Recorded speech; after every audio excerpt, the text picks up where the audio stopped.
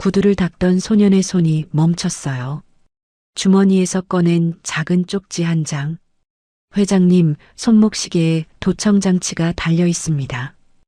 회장의 눈동자가 흔들렸어요. 하지만 이 사업가는 표정 하나 바꾸지 않았죠. 대신 펜을 들어 쪽지 뒷면에 적었어요. 제거할 수 있느냐? 소년이 고개를 끄덕였어요. 이 작은 쪽지 한 장이 앞으로 어떤 일들을 불러올지 궁금하시다면 구독과 좋아요로 함께 해주세요. 지금 어느 곳에서 듣고 계신지 댓글로 남겨주시면 그곳에 건강과 행복이 가득하길 마음 깊이 바라봅니다. 그럼 지금부터 이야기를 시작하겠습니다. 서울 강남 도산대로 성원그룹 본사 뒤편 골목에는 작은 구두닦이 좌판이 하나 있었어요.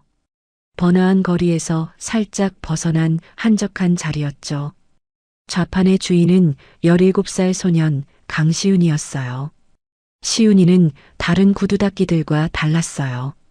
손님의 구두를 닦으면서도 늘 눈을 감고 있었거든요. 처음 보는 사람들은 이상하게 여겼지만 단골 손님들은 알고 있었어요. 이 아이가 눈 대신 귀로 세상을 본다는 걸요. 선천적으로 청각이 비정상적으로 발달한 시윤이는 보통 사람이 듣지 못하는 소리까지 들을 수 있었어요. 시계 톱니바퀴가 맞물리는 소리, 만년필 잉크가 마르는 소리, 심지어 사람의 심장 박동이 빨라지는 것까지 느낄 수 있었죠. 그날도 시윤이는 학교가 끝나자마자 좌판 앞에 앉아 있었어요. 평일 오후는 늘 이렇게 보냈거든요. 오후 5시 익숙한 발소리가 들려왔죠. 구두 밑창이 땅에 닿는 리듬, 보폭의 간격, 살짝 끌리는 왼쪽 발. 시윤이는 눈을 뜨지 않고도 알 수 있었어요. 배원식 회장님이 오셨구나. 성원그룹의 배원식 회장. 제게 서열 5위, 이른이 넘은 나이에도 꼿꼿한 자세를 유지하는 사업가였죠. 석 달 전 우연히 이 좌판을 발견한 뒤로 배 회장은 일주일에 2~3번씩 이곳을 찾았어요. 경호원도 수행 비서도 없이 혼자서요. 처음엔 시윤이의 구두닦기 실력에 반한 거였죠. 명품 구두장인도 혀를 내두를 만큼 섬세한 손길이었으니까요. 하지만 배 회장이 계속 이곳을 찾는 진짜 이유는 따로 있었어요. 이 좌판 앞에 앉아 있으면 묘하게 마음이 편해졌거든요. 권력과 돈에 둘러싸인 삶 속에서 이 작은 공간만이 유일하게 거짓이 없는 곳처럼 느껴졌죠. 왔다. 배 회장이 낮은 의자에 앉으며 말했어요. 시윤이는 조용히 고개를 숙여 인사한 뒤 회장의 구두를 닦기 시작했죠. 왁스를 바르고 천으로 문지르는 익숙한 동작. 그런데 오늘따라 이상한 소리가 들렸어요. 회장님의 손목시계에서요. 파텍 필립 그랜드 컴플리케이션. 기계식 시계 특유의 톱니바퀴 소리는 익숙했어요. 하지만 그 사이에 섞여 있는 미세한 전자음은 처음이었죠. 규칙적으로 반복되는 아주 작은 소리. 보통 사람은 절대 들을 수 없는 소리였어요. 시윤이의 손이 멈췄어요. 심장이 빠르게 뛰기 시작했죠. 이건 도청장치야. 시윤이는 조용히 주머니에서 작은 메모지와 펜을 꺼냈어요. 손이 떨렸지만 또박또박 글씨를 적었죠. 회장님 손목시계에 도청장치가 달려 있습니다. 반응하지 마세요. 접은 쪽지를 배 회장의 손에 슬쩍 쥐어줬어요. 배 회장이 쪽지를 펼쳤죠. 순간 그의 눈동자가 흔들렸어요. 하지만 수십 년간 재계를 호령해온 사업가답게 표정은 티끌만큼도 변하지 않았죠. 배 회장은 아무 일 없다는 듯 쪽지를 뒤집었어요. 그리고 시윤이의 펜을 빌려 적었죠. 확실하냐? 시윤이가 다시 적었어요. 기계식 시계는 톱니바퀴 소리만 나야 해요. 그런데 작은 전자음이 섞여 있어요. 도청장치가 확실합니다. 배 회장의 눈빛이 차갑게 가라앉았어요. 파텍 필립은 순수 기계식 시계였죠. 전자음이 난리가 없는 거예요. 게다가 이 시계를 선물한 건 아들 재민이었어요. 배 회장의 펜이 다시 움직였죠. 제거할 수 있느냐? 시윤이가 고개를 끄덕였어요. 배 회장이 손목시계를 풀어 시윤이에게 건넸죠. 시윤이는 구두통 안에서 작은 정밀 드라이버 세트를 꺼냈어요. 원래는 구두 수선용이었지만 섬세한 작업에는 늘 유용했죠. 시윤이의 손끝이 시계 뒷면을 열었어요. 복잡한 무브먼트 사이 있어서는 안 될 것이 보였죠. 쌀알보다 작은 검은색 칩, 최신형 초소형 도청 장치였어요. 시윤이는 숨을 죽인 채 핀셋으로 칩을 집어냈어요. 그리고 옆에 있던 작은 금속 구두약 통 안에 넣고 뚜껑을 꽉 닫았어요. 회장님, 이제 안심하세요. 금속 통 안에 넣으면 전파가 차단돼서 밖에서는 아무것도 들리지 않을 거예요. 배 회장이 시윤이를 바라봤어요.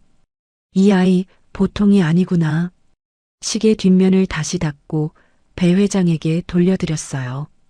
배 회장이 시계를 받아 손목에 찼죠. 그제야 입을 열었어요. 이름이 뭐냐? 강시윤입니다. 시윤아, 너 대체 뭐냐? 그 소리를 어떻게 들은 거냐? 시윤이는 잠시 망설이다가 대답했어요. 그냥 들려요.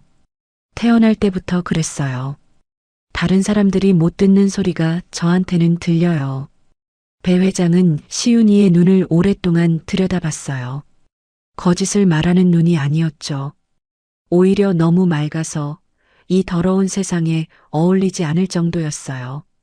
그 시계, 누가 선물한 건지 알고 싶으냐? 시윤이가 고개를 저었어요. 저랑은 상관없는 일이에요. 그래, 내 말이 맞다.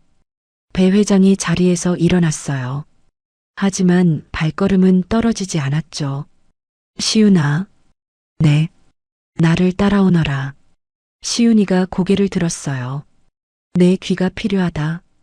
시윤이는 배 회장의 눈을 바라봤어요. 이 손을 잡는 순간 자신의 삶이 완전히 달라질 거라는 걸 직감했죠. 평범한 구두 닦기 소년으로 살던 일상이 끝나고 전혀 다른 세계에 발을 들이게 될 거라는 거리요. 하지만 거부할 수 없었어요. 이 노인의 눈빛에서 무언가가 느껴졌거든요. 권력자의 오만함이 아니라 진심으로 도움이 필요한 사람의 절박함 같은 거요. 시윤이가 구두통을 챙겨 들고 일어섰어요. 배 회장과 함께 골목을 나서자 바로 앞에 성원그룹 본사 건물이 우뚝 서 있었죠. 정문으로 향하는데 양복 차림의 남자가 급히 뛰어왔어요. 경호실장 문태식이었어요. 문태식의 시선이 시윤이에게 향했어요. 구두통을 든 소년을 보더니 눈살을 찌푸렸죠. 회장님, 이 아이는 뭡니까? 태식아, 이 아이 데리고 올라가자. 문태식의 얼굴이 굳어졌어요. 회장님, 이런 애를 본사에 들이시겠다고요? 내가 2번 말하게 하지 마라. 배 회장의 목소리에 칼날이 실렸죠. 문태식은 입술을 질끈 깨물며 시윤이를 훑어봤어요. 경멸과 의심이 뒤섞인 눈빛이었죠. 시윤이는 그 시선을 피하지 않았어요. 대신 문태식의 심장 박동 소리에 집중했죠. 빠르고 불규칙했어요. 단순한 불쾌함이 아니었어요. 이건 불안이야. 뭔가를 숨기고 있는 사람의 심장 소리였죠. 세 사람이 본사 로비로 들어섰어요. 같은 시각 본사 건물 10층 부회장실. 책상 위로 배재민의 손에는 작은 수신기가 들려 있었어요. 아까까지 선명하게 들리던 아버지의 숨소리와 발소리가 어느 순간 뚝 끊겨버렸거든요. 재민이 수신기를 귀에 가까이 대봤어요. 잡음만 들릴 뿐이었죠. 뭐야? 재민의 눈빛이 차갑게 식었어요. 도청장치가 발각된 건가? 아니면 그냥 고장인가? 그때 비서가 문을 열고 들어왔어요. 부회장님, 회장님께서 본사로 들어오고 계십니다. 그리고 신혼 미상의 소년이 동행하고 있다고 합니다. 재민의 눈썹이 미세하게 올라갔어요. 소년? 그는 창가로 다가가 아래를 내려다봤죠. 아버지가 정문으로 걸어 들어오고 있었어요. 그리고 그 옆에 구두통을 든 소년이 함께 걷고 있었죠. 재민의 입꼬리가 천천히 올라갔어요. 재밌네. 그는 중얼거리며 책상 위 액자를 바라봤어요. 아버지와 함께 찍은 오래된 사진이었죠. 아버지, 뭘 꾸미시는 건지 모르겠지만 재민이 사진 속 아버지의 얼굴을 손가락으로 쓸었어요. 어차피 결과는 똑같을 거예요. 그의 눈빛이 차갑게 가라앉았어요. 성원그룹의 왕자를 둘러싼 피의 게임. 그 첫 번째 수가 방금 놓인 거였죠. 성원그룹 본사 회장실 전용 엘리베이터. 시윤이는 배 회장과 단둘이 엘리베이터에 올랐어요. 20층 회장실로 올라가는 길이었죠. 배 회장이 낮은 목소리로 말했어요. 시윤아, 너한테 부탁할 일이 있다. 말씀하세요. 이 회사 안에 나를 감시하는 사람이 있어. 누군지는 모르겠다. 하지만 오늘 내가 찾아낸 그 도청장치, 그게 시작이 아닐 거야. 배 회장의 목소리는 담담했지만 그 안에 담긴 무게는 무거웠어요. 내 곁에 있어라. 내 귀로 들리는 것들을 나한테 알려줘. 물론 대가는 주마. 시윤이는 잠시 망설였어요. 이건 단순한 구두 닦기 일이 아니었죠. 재벌가의 권력 다툼에 발을 들이는 거였어요. 하지만 시윤이의 머릿속에는 다른 생각이 스쳤어요. 보육원에서 자란 17회, 매일 구두통을 들고 거리로 나서던 날들, 손이 트고 무릎이 까져도 불평 한 번 하지 못했던 시간들. 이건 기회일지도 몰라. 알겠습니다, 회장님. 배 회장의 얼굴에 안도의 빛이 스쳤어요. 띵! 엘리베이터가 20층에 도착했어요. 시윤이는 난생 처음 보는 광경에 숨이 멎을 것 같았어요. 천장까지 닿을 듯한 통유리창 너머로 서울 시내가 한눈에 내려다 보였죠. 바닥에는 발이 푹 빠지는 카펫이 깔려 있었고 벽면 한쪽에는 오래된 그림들이 걸려 있었어요. 시윤이가 살아온 세상과는 완전히 다른 곳이었죠. 그 순간 회장실 문이 벌컥 열렸죠. 아버지, 배재민이었어요. 재민은 문 앞에 서서 회장실 안을 훑어봤어요. 그의 시선이 시윤이에게 멈췄죠. 이 아이가 그 구두 닦기입니까? 재민아, 노크는 하고 들어와라. 급한 일이 있어서요. 재민이 성큼성큼 걸어 들어왔어요. 그리고 시윤이 앞에 멈춰섰죠. 위에서 내려다보는 눈빛이 차가웠어요. 이름이 뭐지? 시윤이는 재민의 심장 소리에 집중했어요. 느리고 안정적이었죠. 거짓말을 하는 사람의 심장이 아니었어요. 오히려 자신감에 차 있었죠. 이 사람 무섭지 않은 거야. 강시윤입니다. 시윤이라. 구두 닦기가 왜 회장실에 있는 거지? 배 회장이 끼어들었어요. 내가 데려왔다. 이 아이가 필요해서. 네. 재민의 눈썹이 올라갔어요. 아버지, 요즘 건강이 안 좋으신 건 알지만 구두 닦기 아이를 회장실에 들이시면 어떡합니까? 이 사진이 알면 뭐라고 하겠어요. 내 회사에서 내가 누굴 만나든 내가 상관할 바 아니다. 배 회장의 목소리가 단호했어요. 재민은 잠시 입술을 깨물더니 이내 미소를 지었죠. 알겠습니다, 아버지. 제가 주제 넘었네요. 그는 몸을 돌려 문 쪽으로 향했어요. 하지만 문을 나서기 직전 시윤이를 돌아봤죠. 시윤이라고 했지? 우리 회사에 온 걸 환영해. 미소를 띤 얼굴이었지만 눈은 전혀 웃고 있지 않았어요. 문이 닫혔어요. 시윤이는 재민이 걸어가는 발소리에 귀를 기울였죠. 복도를 지나 엘리베이터에 타는 소리, 그리고 엘리베이터 안에서 누군가와 통화하는 소리가 희미하게 들려왔어요. 그의 신원 조회해. 강시윤, 뒤를 털어봐. 뭐든 잡히는 거 있으면 바로 보고하고. 시윤이의 등에 식은땀이 흘렀어요. 이 사람 나를 조사하려는 거야. 배 회장은 그런 시윤이의 표정을 읽었는지 나지막이 말했어요. 무슨 소리가 들렸느냐? 시윤이는 잠시 망설였어요. 말해야 할까? 이건 아들이 아버지를 배신하는 이야기였어요. 회장님, 저 사람이 절 조사하라고 했어요. 신원 조회를 하래요. 배 회장의 눈빛이 어두워졌어요. 하지만 놀라는 기색은 없었죠. 그래, 역시 그렇겠지. 회장은 창가로 걸어가 서울 시내를 내려다봤어요. 시윤아, 무섭냐? 조금요. 그럼 지금이라도 나가도 된다. 강제로 붙잡진 않겠다. 시윤이는 배 회장의 뒷모습을 바라봤어요. 넓은 어깨가 언제부터인가 축 처져 있었죠. 권력의 정점에 선 사람의 등이 이렇게 외로울 수도 있구나. 안 나갈게요. 배 회장이 돌아봤어요. 위험할 수 있어. 알아요. 그래도 회장님 곁에 있을게요. 왜 그런 말이 나왔는지 시윤이도 몰랐어요. 그냥 이 노인을 혼자 두면 안 될 것 같았어요. 배 회장의 입가에 희미한 미소가 번졌죠. 고맙다. 그때 시윤이의 귀에 또 다른 소리가 들려왔어요. 회장실 천장 구석, 환풍구 안쪽에서 나는 아주 작은 전자음이었죠. 시윤이의 얼굴이 굳어졌어요. 회장님, 왜 그러냐? 시윤이가 천장을 가리켰어요. 저기에도 있어요. 배 회장의 눈빛이 차갑게 변했어요. 회장실의 도청장치라니. 이건 손목시계보다 훨씬 심각한 문제였죠. 손목시계는 외부에서 접근해야 설치할 수 있었어요.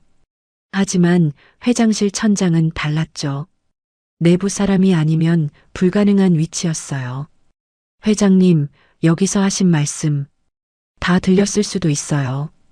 배 회장의 주먹이 하얗게 질렸어요.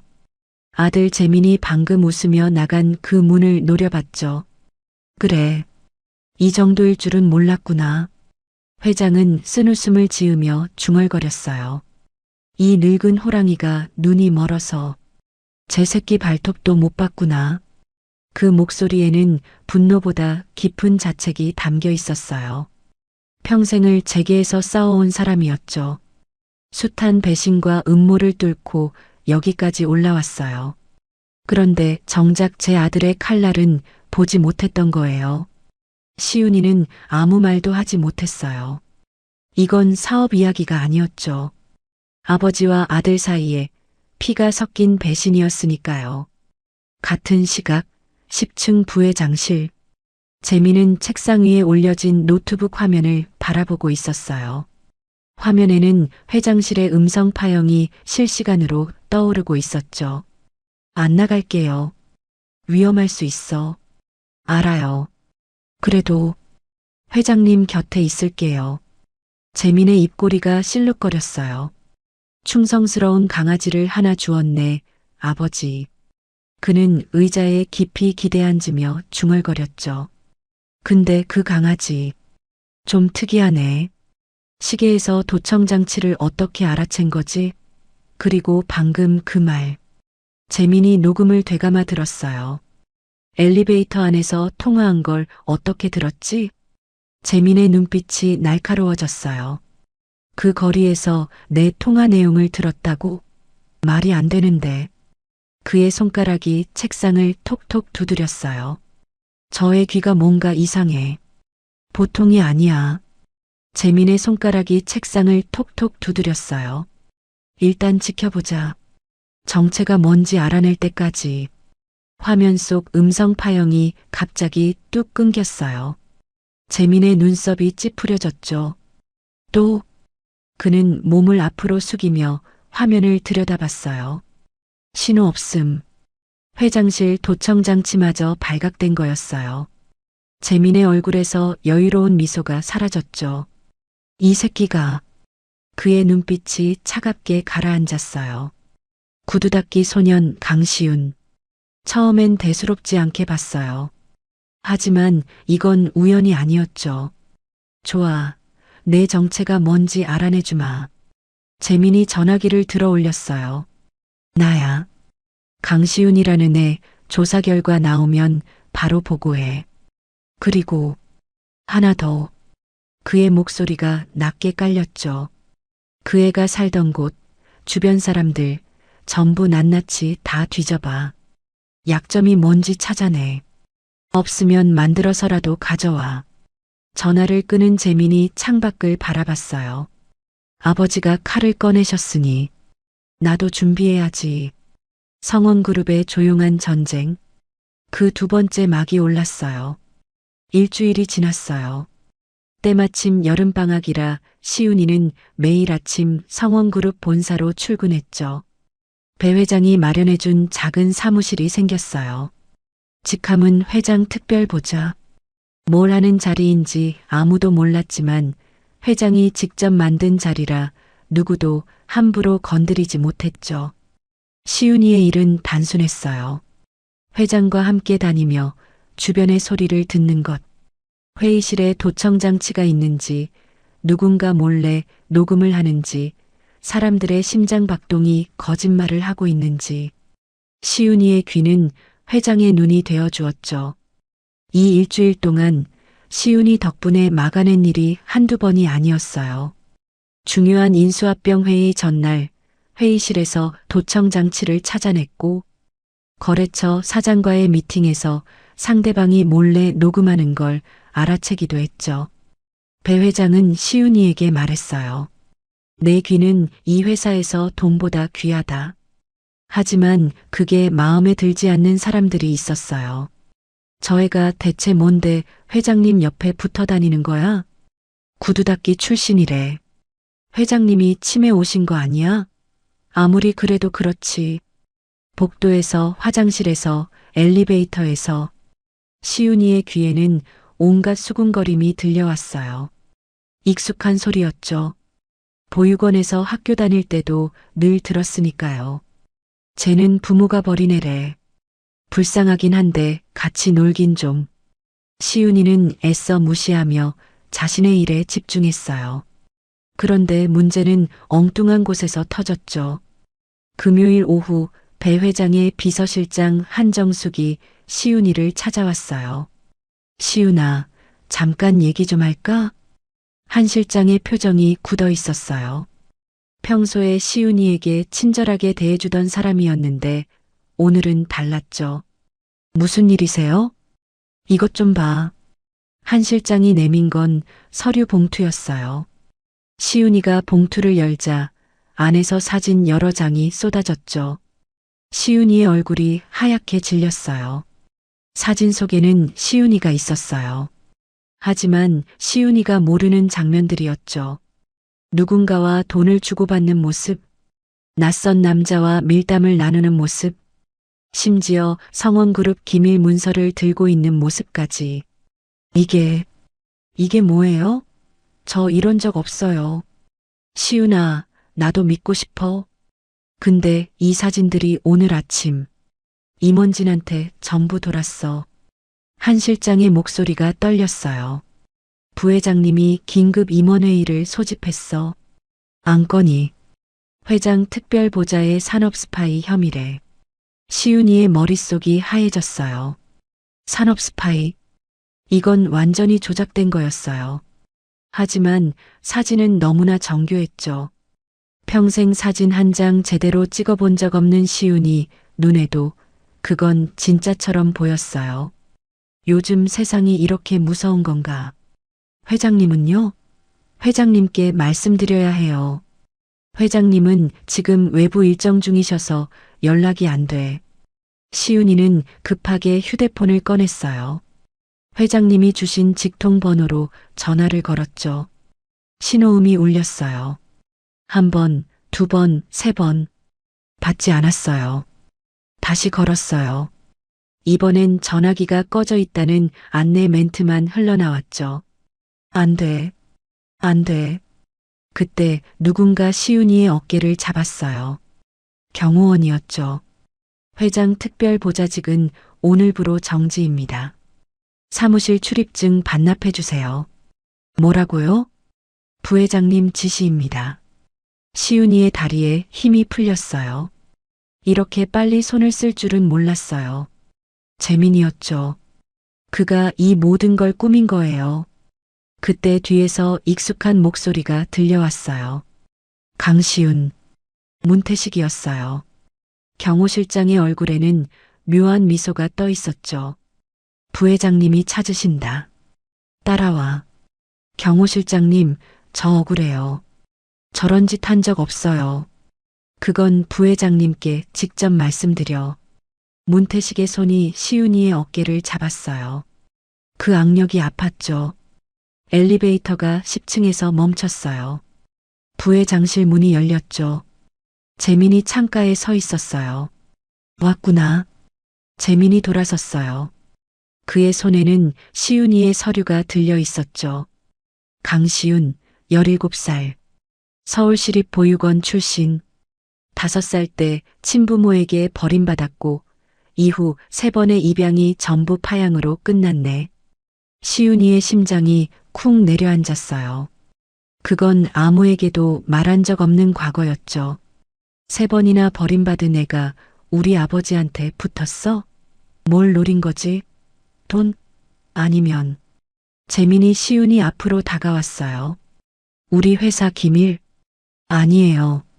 저 그런 거 아니에요. 그럼 이 사진들은 뭐야? 재민이 사진들을 시윤이 얼굴 앞에 들이밀었어요. 합성이에요. 저 저런 짓 한 적 없다고요. 합성인지 아닌지는 경찰이 판단하겠지. 재민의 입꼬리가 올라갔어요. 아, 경찰 얘기 나와서 말인데. 나 너 고소하려고. 네.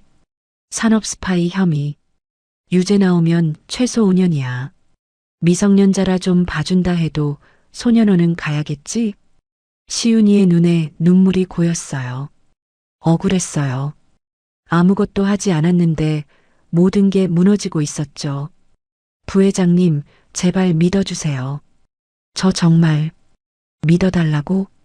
재민이 피식 웃었어요. 3번이나 버림받은 애를 누가 믿어? 그 말이 비수처럼 꽂혔어요. 시윤이는 더 이상 말을 잇지 못했죠. 그때 재민이 한 발 더 다가왔어요.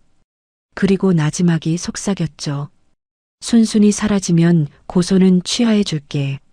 여기서 손 떼고 아버지 근처에 얼씬도 하지 마. 그럼 내 인생은 살려줄게. 시윤이는 재민의 눈을 바라봤어요. 그 눈에는 어떤 감정도 없었어요. 그저 차갑고 계산적인 눈빛만 있을 뿐이었죠. 생각할 시간 줄게. 내일까지. 재민이 손짓했어요. 문태식이 시윤이의 팔을 잡아 끌었죠. 부회장실 문이 닫혔어요. 시윤이는 복도에 홀로 서 있었어요. 다리에 힘이 풀려 벽에 기댔죠. 회장님을 만날 수도 없고 누구도 자기 말을 믿어주지 않았어요. 17회 인생에서 가장 긴 하루였죠. 이 모든 게 그날 시작됐어요. 회장님 시계에서 도청 장치를 발견한 그날부터요. 도와주려던 게 죄가 됐어요. 결국 자신은 또 버림받는 건가? 시윤이의 눈에서 눈물이 흘러내렸어요. 여러분, 여기까지 들으시면서 마음이 많이 답답하시죠? 아무 잘못도 없는 시윤이가 조작된 사진 하나로 한순간에 범죄자가 되어버렸어요. 도와주려다 인생이 무너질 수도 있는 상황입니다. 게다가 내일까지 선택하라는 협박까지 받았죠. 이 아이 과연 어떻게 될까요? 도망칠까요? 아니면 끝까지 버틸까요? 다음 이야기에 그 답이 나옵니다. 계속해서 함께 들어주세요. 다음 날 아침이 밝았어요. 시윤이는 밤새 한숨도 자지 못했죠. 보육원 방 천장을 멍하니 바라보며 뜬 눈으로 밤을 보냈어요. 재민이 준 기한은 오늘까지였죠. 순순히 사라지면 고소 취하. 버티면 소년원. 어떻게 해야 할까? 시윤이가 겨우 몸을 일으켰을 때 문 밖에서 다급한 노크 소리가 났어요. 시윤아, 잠깐 나와봐. 보육원 원장님 목소리였죠. 문을 열자 원장님 얼굴이 어둡게 굳어 있었어요. 원장님, 무슨 일이세요? 시윤아, 미안하다. 원장님이 고개를 숙였어요. 너 오늘 당장 나가야 할 것 같아. 네? 갑자기 왜요? 아까 구청에서 연락이 왔어. 범죄 혐의자를 시설에 둘 수 없다고. 당장 퇴소 조치하래. 시윤이의 심장이 철렁 내려앉았어요. 복도 끝에 양복 차림의 남자 2명이 서 있는 게 보였죠. 그 남자들 어제 본사에서 봤어요. 문태식 경호실장 부하들이었죠. 원장님, 저 아무 잘못도 안 했어요. 이거 다 조작된 거예요. 나도 알아, 시윤아. 근데 위에서 압력이. 원장님의 눈에 눈물이 고였어요. 미안해. 정말 미안해. 시윤이는 아무 말도 할 수 없었어요. 12살 때부터 5년을 살았던 곳이었죠. 짐을 쌀 시간도 없었어요. 가진 거라곤 입고 있는 옷과 낡은 구두통 뿐이었죠. 보육원을 나선 시윤이는 거리를 걸었어요. 갈 곳이 없었죠. 연락할 친척도 없었어요. 이 넓은 서울에서 시윤이는 완전히 혼자였죠. 발걸음은 자연스럽게 성원그룹 본사 앞으로 향했어요. 회장님을 만나면 뭔가 달라질지도 몰라요. 회장님이라면 내 말을 믿어주실 거예요. 시윤이는 본사 건물 맞은편 벤치에 앉아 기다렸어요. 1시간, 2시간. 점심시간이 지나고 해가 기울기 시작했죠. 그때 검은색 마이바흐가 본사 정문으로 들어오는 게 보였어요. 회장님 차였어요. 시윤이가 벌떡 일어났어요. 차를 향해 뛰어갔죠. 회장님. 차가 멈췄어요. 시윤이의 심장이 빠르게 뛰었죠. 하지만 차 문은 열리지 않았어요. 검은 썬팅 유리 너머로 아무것도 보이지 않았죠. 잠시 후 차가 다시 움직이기 시작했어요. 시윤이를 지나쳐서 지하주차장 입구로 사라졌죠. 시윤이는 본능적으로 알았어요. 회장님이 창밖을 보고 계시지 않다는 걸. 회장님. 시윤이의 다리에 힘이 풀렸어요. 그 자리에 주저앉았죠. 회장님도 날 버린 건가? 그 생각이 머리를 가득 채웠어요. 아니야, 회장님은 그런 분이 아니야. 하지만 차는 멈추지 않았죠. 시윤이의 눈에서 눈물이 흘러내렸어요. 실은 배 회장의 차 안에서는 다른 일이 벌어지고 있었어요. 회장이 창밖을 보려는 순간 문태식이 가로막았죠. 회장님, 저건 안 보시는 게 좋습니다. 무슨 일인데? 그냥 지저분한 것들이요. 신경 쓰실 필요 없습니다. 문태식의 몸이 창문을 완전히 가렸어요. 배 회장은 창밖을 보지 못한 채 지하 주차장으로 내려갔죠. 시윤이가 거기 있는 줄도 모르고요. 한편 거리에 주저앉아 있던 시윤이에게 누군가 다가왔어요. 아까 보육원에 왔던 그 사람들이었어요. 야, 그 구두통 이리 내놔. 뭐요? 부회장님 지시다. 증거물 회수하래. 시윤이의 손이 구두통을 꽉 움켜쥐었어요. 이 안에는 도청장치 칩이 들어있었죠. 회장님 시계에서 꺼낸 그 칩. 자신의 결백을 증명할 수 있는 유일한 물증이었어요. 싫어요. 못 줘요. 이건 제 거예요. 남자가 피식 웃었어요. 야, 좋게 말할 때 내놔. 안 그러면. 남자의 손이 시윤이의 멱살을 잡았어요. 구두통을 빼앗으려 했죠. 시윤이는 필사적으로 버텼어요. 안 돼요. 이건 못 줘요. 이 새끼가. 남자의 주먹이 날아왔어요. 시윤이의 뺨을 때렸죠. 입술이 터지고 피가 흘렀어요. 하지만 시윤이는 구두통을 놓지 않았어요. 야, 사람들 본다. 일단 빠져. 다른 남자가 주위를 살피며 말했어요. 지나가던 행인들이 이쪽을 쳐다보고 있었죠. 즉, 운 좋은 줄 알아.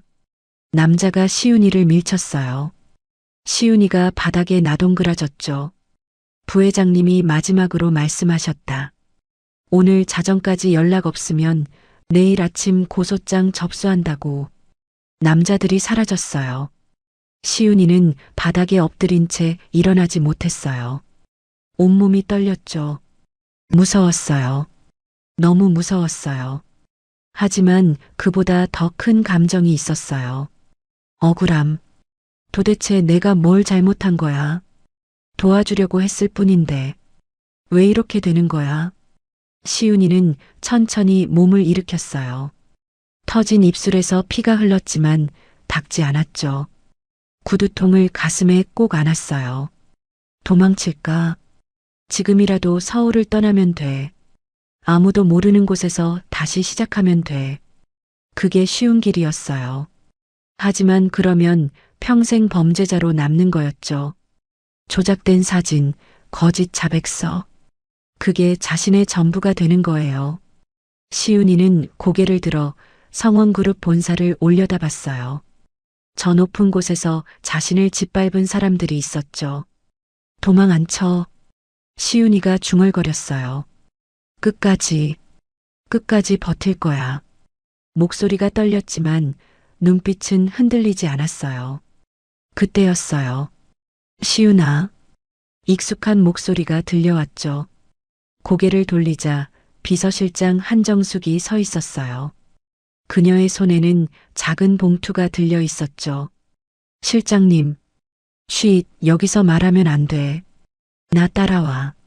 한 실장이 주위를 살피며 시윤이를 이끌었어요. 골목 안쪽으로 들어간 뒤 그녀가 봉투를 내밀었죠. 이거 회장님이 주신 거야. 회장님이요? 회장님이 너 찾고 계셔. 내일 아침 7시 여기로 와. 봉투 안에는 주소가 적힌 쪽지와 현금이 들어 있었어요. 회장님이 절 버리신 게 아니었어요? 무슨 소리야? 회장님이 널 얼마나 걱정하시는데. 한 실장의 눈에 눈물이 고였어요. 미안해, 시윤아. 나도 무서워서 연락 못했어. 부회장님 쪽에서 다 감시하고 있거든. 시윤이의 눈에서 눈물이 흘러내렸어요. 이번엔 슬픔이 아니었죠. 버림받지 않았구나. 아직 끝난 게 아니구나. 고맙습니다, 실장님. 내일 꼭 와. 거기서 회장님이 기다리고 계실 거야. 한 실장이 사라졌어요. 시윤이는 봉투를 가슴에 품었어요. 어둠 속에서 작은 빛이 보였죠. 아직 끝난 게 아니야. 내일 모든 게 달라질 거야. 시윤이는 구두통을 단단히 쥐고 걸어가기 시작했어요. 긴 밤이 될 것 같았죠. 하지만 이제 혼자가 아니었어요. 새벽 6시. 시윤이는 밤새 뜬 눈으로 밤을 보냈어요. 시윤이는 천천히 일어났어요. 온몸이 뻣뻣했지만 마음은 오히려 단단해져 있었죠. 1시간 뒤 시윤이는 성북동 골목 앞에 서 있었어요. 고급 주택가였죠. 높은 담장 너머로 오래된 한옥 지붕이 보였어요. 초인종을 누르자 잠시 후 문이 열렸어요. 한 실장이었죠. 왔구나. 들어와. 시윤이가 안으로 들어섰어요. 넓은 마당을 지나 한옥 대청마루에 누군가 앉아 있었죠. 배원식 회장이었어요. 회장님. 시윤이의 눈에 눈물이 고였어요. 배 회장이 천천히 일어났어요. 그리고 시윤이에게 다가왔죠. 시윤아.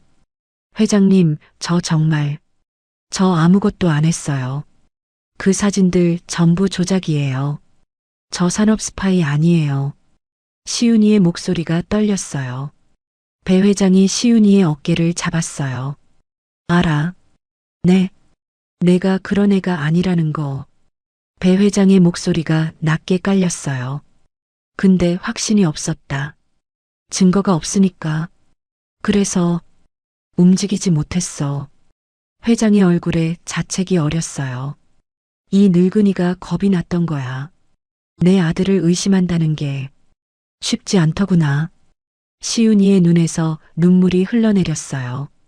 그런데 어제 차가 그냥 지나갔잖아요. 저 거기 있었는데. 배 회장의 얼굴이 어두워졌어요. 내가 널 못 봤다. 태식이가. 그 녀석이 창문을 가리고 못 보게 했어. 경호 실장님이요? 그래. 그리고 재민이한테 들었다.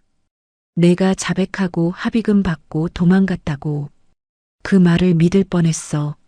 시윤이의 눈이 커졌어요. 그런 적 없어요. 전부 거짓말이에요. 알아. 한 실장이 진실을 알려줬지. 내가 맞으면서도 안 도망갔다고. 끝까지 버티고 있다고.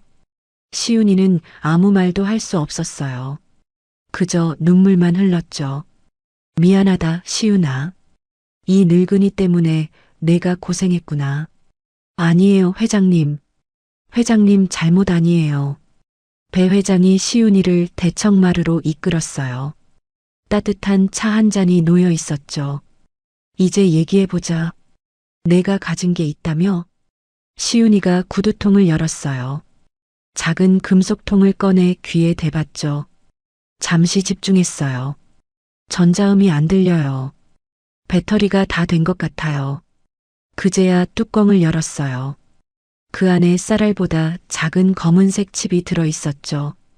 이게 그날 회장님 시계에서 꺼낸 도청장치예요. 배 회장의 눈빛이 날카로워졌어요. 이걸 아직 가지고 있었구나. 네. 이거면 누가 도청했는지 알 수 있지 않을까요? 분명 송신 기록이나 뭔가 있을 거예요. 배 회장이 고개를 끄덕였어요. 한 실장. 네, 회장님. 예전에 내가 개인적으로 도움받던 곳 있잖아. 거기 연락해. 이 칩 분석 맡기고 이번 일은 각별히 조심해라. 한 실장이 고개를 끄덕였어요. 알겠습니다. 회사 쪽에서는 절대 모를 겁니다. 그녀가 칩을 받아 나갔어요. 배 회장이 시윤이를 바라봤어요. 시윤아, 내가 알아야 할 게 있다. 말씀하세요. 태식이가 재민이 편이었어. 처음부터. 시윤이는 놀라지 않았어요. 그날 문태식의 심장 소리를 들었으니까요. 빠르고 불규칙한 무언가를 숨기는 사람의 소리였죠. 알고 있었어요. 느낌이 이상했거든요. 역시 내 귀는 틀리지 않는구나. 배 회장이 깊은 한숨을 내쉬었어요. 재민이 그 녀석이 내 자리를 노리고 있어. 이사회를 움직여서 나를 쫓아내려고 해. 회장님을요? 그래. 건강 문제를 빌미로 삼으려는 것 같더구나. 작년에 쓰러진 적이 있거든. 시윤이의 눈이 커졌어요. 내가 물러나면 재민이가 회장이 돼. 그게 그 녀석 계획이야. 그런데 왜 저를? 내가 내 곁에 있으면 불리하니까. 내 눈과 귀가 되어주는 내가 눈엣 가시였던 거지. 시윤이는 이제야 모든 게 이해됐어요. 자신은 그저 거추장스러운 존재였던 거예요. 재민의 계획을 방해할 수 있는 눈과 귀였던 거죠. 시윤이는 그날 밤 별장에서 잠을 잤어요. 회장님이 외부에 알려지지 않은 곳이라며 데려온 별장이었죠. 따뜻한 이불을 덮고 누우니 그동안 쌓였던 피로가 한꺼번에 밀려왔어요. 다음 날 아침 한 실장이 급히 들어왔어요. 회장님, 분석 결과가 왔습니다. 뭐래? 중간 결과인데요. 한 실장의 얼굴이 굳어 있었어요. 이 도청장치, 성원그룹 보안팀에서만 쓰는 장비일 가능성이 높대요. 시중에선 절대 구할 수 없는 거라고. 배 회장의 눈빛이 날카로워졌어요. 가능성? 확실한 건 아니고 아직 확정은 아닙니다. 수신 기록 추적도 하고 있는데 시간이 좀 더 필요하대요. 배 회장이 고개를 끄덕였어요. 그래. 서둘러 달라고 해. 한 실장이 나갔어요. 침묵이 흘렀어요. 배 회장의 얼굴에 복잡한 감정이 스쳤죠. 아직 단정할 순 없다. 하지만 회장이 깊은 한숨을 내쉬었어요. 만약 정말 재민이라면 이번엔 피하지 않겠어. 배 회장이 자리에서 일어났어요. 창밖을 바라보며 나지막이 말했죠. 시윤아. 네, 회장님. 내 누명을 벗겨주마. 그리고 그 녀석들이 한 짓 전부 세상에 드러내줄 거다. 시윤이가 일어섰어요. 저도 돕겠습니다. 위험할 수 있어. 알아요. 그래도 할 거예요. 시윤이의 눈빛이 단단했어요. 더 이상 떨리지 않았죠. 회장님이 저를 믿어주셨으니까요. 이번엔 제가 회장님을 도울 차례예요. 배 회장의 입가에 미소가 번졌어요. 고맙다, 시윤아. 그는 다시 창밖을 바라봤어요. 모레가 임시 이사회야. 재민이가 거기서 나를 끌어내리려고 할 거다. 그럼 그때까지 준비해야겠네요. 그래. 증거를 더 모아야 해. 도청장치만으로는 부족해. 시윤이가 고개를 끄덕였어요. 회장님, 저한테 생각이 하나 있는데요. 뭔데? 시윤이가 조심스럽게 말했어요. 부회장님이 도청을 좋아하시잖아요. 그럼 반대로 제가 한번 들어볼까요? 듣는다고? 아직 확실하진 않아요. 될지 안 될지도 모르고요. 시윤이의 목소리가 조심스러웠어요. 근데 제 귀로 뭔가 들을 수 있지 않을까요? 부회장님 쪽에서요. 배 회장이 시윤이를 바라봤어요. 위험해. 알아요. 그래도 시도는 해볼 수 있잖아요. 배 회장은 한동안 말이 없었어요. 생각해보마. 확답은 없었어요. 하지만 시윤이는 알 수 있었죠. 이 싸움 아직 끝나지 않았다는 걸요. 모레 임시 이사회. 거기서 무슨 일이 벌어질지는 아무도 몰랐어요. 다만 한 가지는 확실했죠. 더 이상 당하고만 있지는 않을 거라는 것. 시윤이는 문득 생각했어요. 만약 아무 소리도 들리지 않으면 그땐 정말 끝일지도 모른다고. 임시 이사회 당일 아침이 밝았어요. 시윤이는 새벽부터 눈이 떠졌어요. 오늘이 마지막이었어요. 모든 게 결정되는 날. 배 회장이 시윤이를 불렀어요. 준비됐나? 네, 회장님. 시윤이의 눈빛은 흔들리지 않았어요. 어젯밤 시윤이는 회장님의 허락을 받고 성원그룹 본사 근처까지 갔었어요. 10층 부회장실 방향으로 귀를 기울였죠. 마침 부회장실 창문이 환기를 위해 살짝 열려 있었어요. 그 틈으로 새어나오는 소리가 시윤이의 귀에 파동처럼 전해졌죠. 벽 너머, 복도 너머의 소리까지 들을 수 있는 시윤이의 귀. 그리고 들었어요. 재민과 문태식의 대화를. 내일 이사회에서 확실히 끝내야 해. 준비 다 됐습니다. 이사 과반수가 부회장님 편입니다.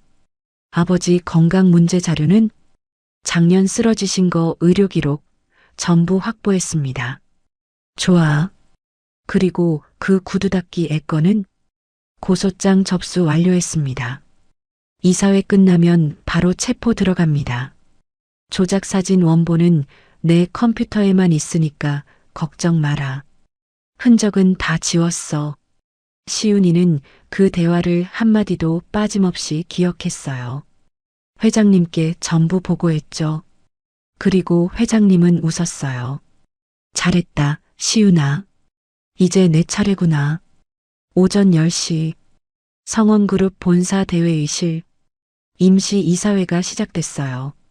길고 넓은 테이블에 이사진이 앉아 있었죠. 회의가 시작되자마자 재민이 입을 열었어요. 오늘 안건은 하나입니다. 회장님의 건강 문제로 인한 경영 공백에 대한 논의입니다. 이사들 사이에서 웅성거림이 퍼졌어요. 재민이 서류를 꺼냈죠. 작년 회장님께서 쓰러지신 이후 경영 판단에 문제가 있었습니다. 최근에는 산업 스파이를 회장 특별보좌로 임명하는 일까지 벌어졌습니다. 재민의 목소리가 회의실에 울렸어요. 저는 회장님의 잦은 퇴임을 건의합니다. 몇몇 이사들이 고개를 끄덕였어요. 분위기가 재민 쪽으로 기울고 있었죠. 그때 배 회장이 천천히 일어났어요. 잠깐. 회의실이 조용해졌어요. 재민아, 내가 말한 산업 스파이. 그 아이 말이냐? 네. 강시윤이라는 애입니다. 이미 고소장도 접수했습니다. 그래. 그런데 말이다. 배 회장이 주머니에서 작은 물건을 꺼냈어요. 쌀알보다 작은 검은색 칩이었죠. 이게 뭔지 아느냐? 재민의 얼굴이 살짝 굳었어요. 이건 내 시계에서 나온 도청장치다. 회의실이 술렁였어요. 분석 결과가 나왔는데 이 장비는 우리 회사 보안팀에서만 쓰는 특수 장비더구나. 시중에선 절대 구할 수 없는 거라고 하더라. 배 회장의 시선이 문태식을 향했어요. 태식아, 내가 설명해 볼래? 문태식의 얼굴이 하얗게 질렸어요. 그리고 수신 기록을 추적했더니 신호가 전송된 곳이 있더구나. 배 회장이 재민을 똑바로 바라봤어요. 부회장실이었다. 회의실이 얼어붙었어요. 재민이 벌떡 일어났어요. 무슨 근거 없는 소리를. 근거? 배 회장이 피식 웃었어요. 어젯밤 내가 태식이랑 나눈 대화, 내가 다 알고 있다. 재민의 눈이 흔들렸어요. 오늘 이사회에서 확실히 끝내야 한다고 했지? 이사 과반수가 내 편이라고? 내 건강 문제 의료 기록 확보했다고? 회의실의 이사들이 술렁였어요. 자신들의 이름이 거론됐다는 걸 눈치챈 거죠. 그리고 구두 닦기 애 고소장 접수했다며? 이사회 끝나면 바로 체포한다고? 재민의 얼굴이 창백해졌어요. 어떻게? 그걸 내가 도청을 좋아하길래 나도 해봤다. 배 회장의 목소리가 차갑게 내려앉았어요. 기계가 아니라 사람 귀로 말이야. 회의실 문이 열렸어요. 시윤이가 들어왔죠. 재민의 눈이 커졌어요. 이 아이가 내 목소리를 전부 들었다. 벽 너머에서 시윤이가 재민을 바라봤어요. 떨리지 않았어요. 저는 산업 스파이가 아닙니다.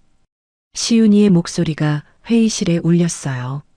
부회장님이 조작한 겁니다.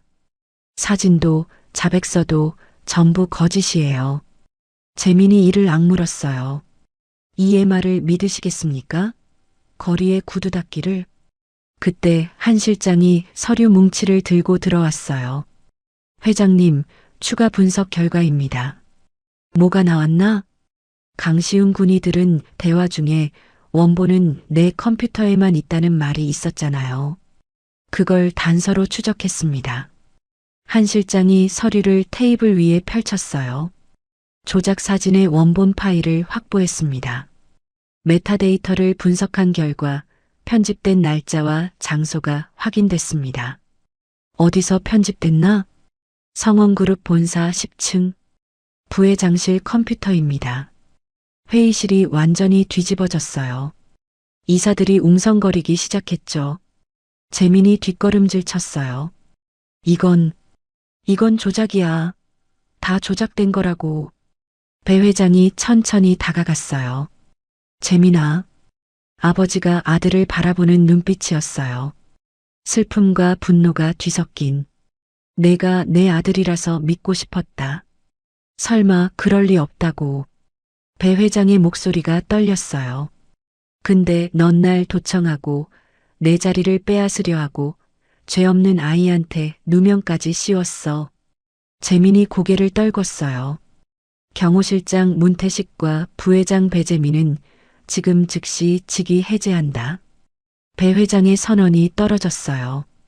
그리고 강시윤에 대한 모든 고소는 취하하고 명예회복 조치를 진행한다. 시윤이의 눈에 눈물이 고였어요. 끝났어요. 정말 끝난 거예요. 회의실을 나서는 재민의 뒷모습이 보였어요. 시윤이가 조용히 말했어요. 부회장님. 재민이 멈췄어요. 지금 심장 소리가 처음 만났을 때랑 다르네요. 시윤이의 목소리가 담담했어요. 그땐 느긋하고 여유로웠는데 지금은 아주 시끄럽고 불안하게 뛰고 있어요. 재민의 어깨가 움찔했어요. 마치 죄를 지은 사람처럼요. 재민은 아무 말도 하지 못했어요. 고개를 푹 숙인 채 회의실을 빠져나갔죠. 한때 성원그룹의 후계자였던 남자. 이제는 모든 걸 잃은 사람이었어요. 문태식도 고개를 푹 숙인 채 끌려나갔어요. 밖으로 나온 시윤이에게 배 회장이 다가왔어요. 시윤아. 네, 회장님. 고생했다. 배 회장이 시윤이의 어깨를 토닥였어요. 이제 어디로 갈 거냐? 시윤이는 잠시 생각했어요. 글쎄요. 아직 모르겠어요. 배 회장이 빙그레 웃었어요. 그럼 당분간 내 곁에 있어라. 내 귀가 필요하거든. 시윤이의 눈이 커졌어요. 정말요? 그래.